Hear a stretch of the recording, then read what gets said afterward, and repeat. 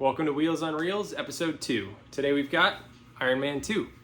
This movie came out in 2010, and in summary, it's basically the movie of the convertible, or the Spider, or the Roadster, whatever you want to call it, but basically any drop-top sports car is in this movie from 2010. And if you think back to that era, that's kind of when the manufacturers started shifting away from things like the 430 Challenge, or the 360 Challenge Stradale, or the Gallardo Superleggera, and moving more into the more luxury type sports cars and supercars. And so you see the convertible kind of on the rise in 2010. And so as I go through this list, you'll notice that there's a lot more convertibles than in Iron Man 1. With that, I'll dive right in. We've got 11 cars on the list, and unfortunately last on the list is Tony's Ford Rat Rod.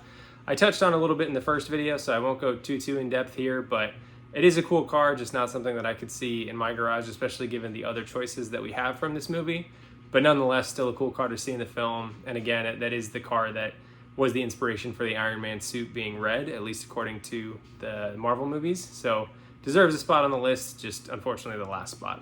At number 10 is a gray Aston Martin V8 Vantage Roadster from the party scene. And that scene, to be honest, is where a lot of the cars on this list are featured. It's kind of the most car-heavy scene in the film, and you don't really get as good of a look into Tony's lair in this movie like you do in Iron Man 1 and Iron Man 3. So a lot of the cars will come from that scene, and this is the first one. I do love Astons. I think they're beautiful. Someday I'd like to try one for at least a couple of months. Maybe buy one and then sell it for exactly what I bought it for. That seems to be how the Aston market is going these days. So could be a fun little experiment, but again, the cars they're further up on this list I just like a little bit more. Nonetheless, still a great car. In the number 9 slot, we've got the Audi A8L, which is Happy's car that he kind of shuttles everyone around in. Nice, luxurious car. Again, similar to Iron Man 1, this movie features some heavy product placement from Audi. No surprises there, so it deserves a spot on this list, and I do think it would be a great daily driver. Just, there's some more fun cars coming up that we'll talk through. At the number 8 slot, I had to rely on Google to help me with this one. There's two kind of concept cars from the 50s or 60s that you can see in Tony's lair. I originally thought that it was a Buick and a Cadillac. I was wrong. One is a Mercury Coupe, and then the other one is a Cadillac, but designed by Ghia. Back in the 50s and 60s, they kind of did some bespoke cars and coach-built exteriors for cars, and so cool to see these two pieces of design in the film. Whoever did the cars in this film did a great job picking unique pieces that you don't see every day and you don't see in the movies very often. I'm not sure they really fit the theme of Tony's garage, given that they are 50s and 60s concept cars, but nonetheless they are beautiful to look at. And just as a beach cruiser or downtown cruiser, I think these would be really fun.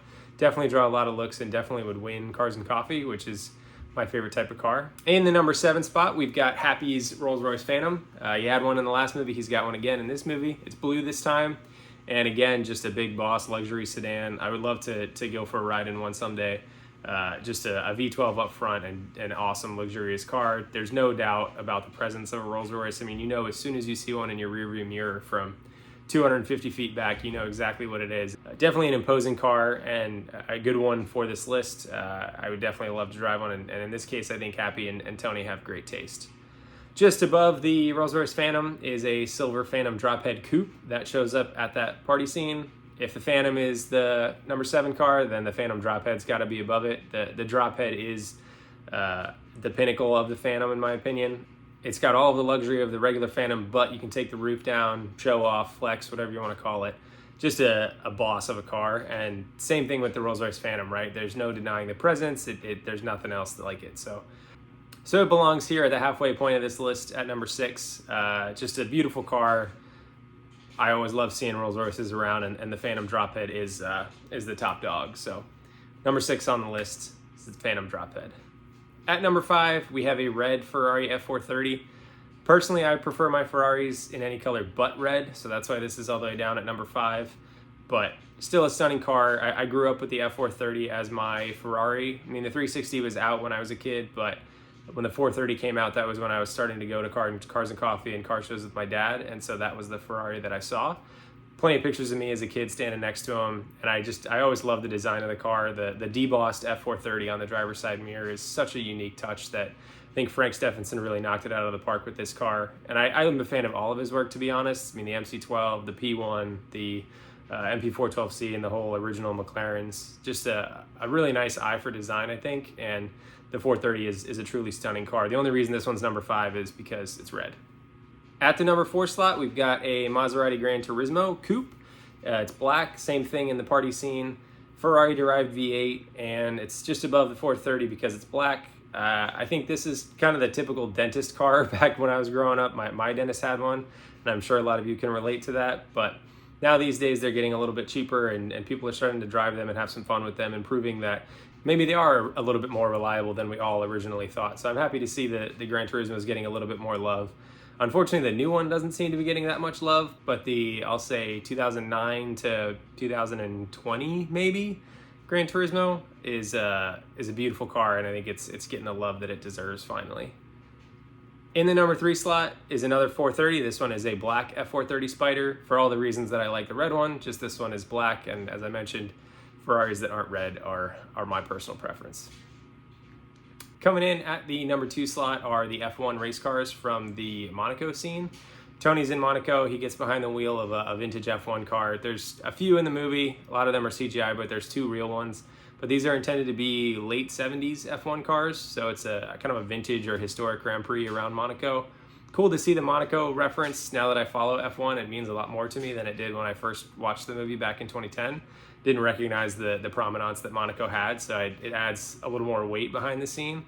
But a cool scene nonetheless. It's awesome to see the historic cars out there on the track. I just think driving something like that would be an unparalleled experience and a blast to do for a track day, or even just to tool around the canyons and get to Cars with Coffee. I mean, you get all kinds of looks, but it would be one hell of a driving experience. So that's number 2. And fun fact, Elon Musk actually makes a cameo in this scene, which is kind of funny if you go back and rewatch it. He's trying to get Tony to invest in his rocket, and then now fast forward 15 years later, and Elon owns SpaceX, and they actually do have the rockets. So a little funny to see how that played out. But nonetheless, the vintage F1 cars get the number 2 slot, which leads me to number 1.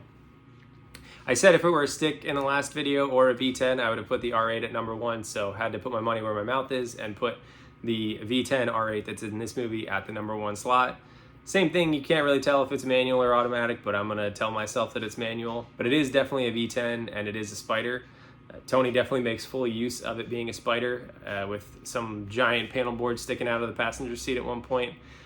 I use my Corvette the same way, just load it up as much as I can, so it's nice to see people using their cars in a movie like that. Just kind of showcasing the practicality you can achieve if you stretch it a little bit. I got to have a go in an R8 once. Shout out to my friend Leon for letting me whip it for a little bit. We went out for a photo shoot, and he let me drive it home. And I mean, that car was just awesome. The handling, the brakes, the power, just all miles above the Corvette that I'm used to. So a blast to drive, and I definitely would love to have a Spider in the garage. So the R8 V10 Spider gets the number 1 slot from Iron Man 2. Thanks for watching. Hope you guys enjoyed this episode, and we'll catch you next time for Iron Man 3. Cheers.